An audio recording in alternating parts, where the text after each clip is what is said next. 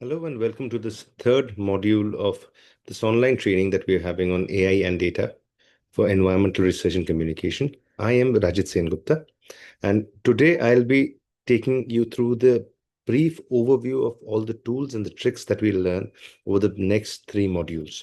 So before I do that, let me just jump over and introduce you to the concepts that we're going to touch upon. So the assumption is that you have completed modules 1 and 2, so which has given you an overview of what all is possible with AI. It will help you think about AI in a way that you wouldn't otherwise, and the different potentials that AI offers, along with a caveat of the loopholes and the limitations that come along with it. Today, what we'll talk about, or what from here on we'll be talking about, is module 3, 4, and 5, where we are talking about AI, how it is being used for research. So basically, in module 3, we'll talk about how to generate and refine research. We'll focus on how to do effective prompting and how to communicate with the AI model that you're comfortable with. In module 4 and 5, we'll also talk about two tools, and we will look at how we can use them to either generate new ideas or reduce the bulk of time that we spend in creating content for communication. So we'll just jump over to a small presentation uh, to give you an idea of what all we'll be doing. So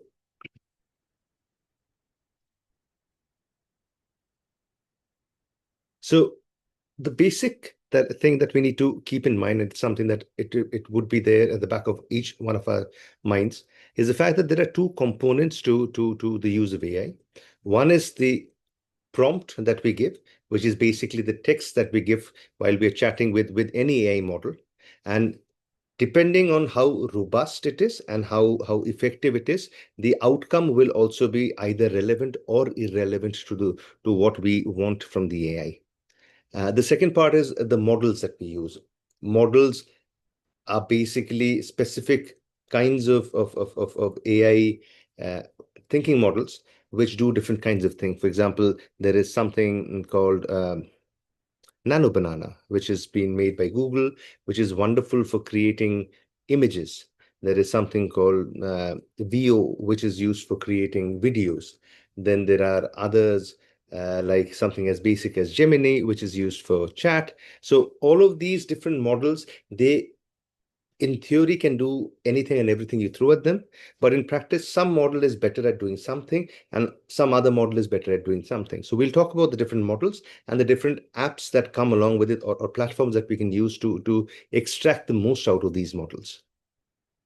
So a little bit about the prompt, and how we should give our prompts. So this is basically an overview, a thing that is very important, and the basics of prompt engineering. So you need to remember three things. One is that your prompt should define the persona, basically what are you or what kind of background you are. The second is what is the task that you want. You should specify it. And the third is that you should give as much context as you can give so that the output is in line with what you have in mind. An example is you are a print environment journalist. That's basically what I do for a living.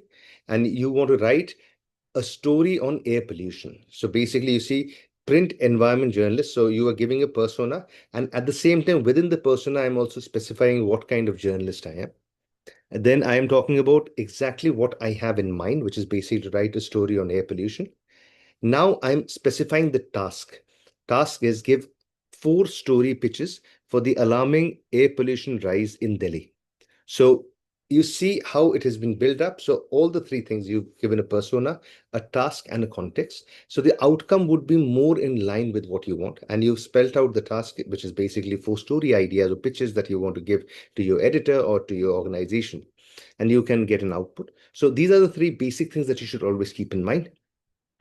Besides this, so we will have a lot of content in terms of PDFs, in terms of modules, in terms of quizzes to help you go beyond this. So this is basically the bare minimum. You should always keep a persona, a task, and context. You can also make it more elaborate and more complicated or more nuanced in terms of, let's say, so a basic idea, like the same prompt given by you, given by me, given by anybody else. So the beauty of AI is the fact that it gives different answers every time. So it is thinking based on the prompt that you're giving.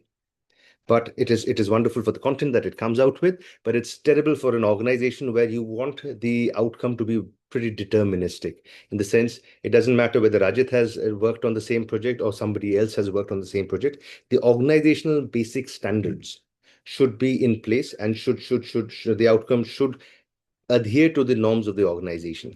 So basically, when you want to make the outcome more deterministic, or you want to in a way predict the outcome, you have to increase the amount of context, you have to specify the kind of persona, so you basically give more information and improve it. So such small little tools, tricks that you can do or use in your organization, or the kind of work that you do, we'll also talk about in this training. Besides that, we'll be talking about two tools. Uh, we are restricting ourselves to two tools. There are many, many tools in the market from different players.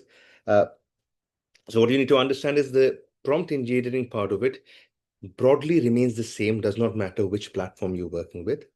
The tools are basically the software. The softwares which will, or the models which will help generate the content that you're looking for. So we are using Notebook LM, which is a wonderful tool for researchers.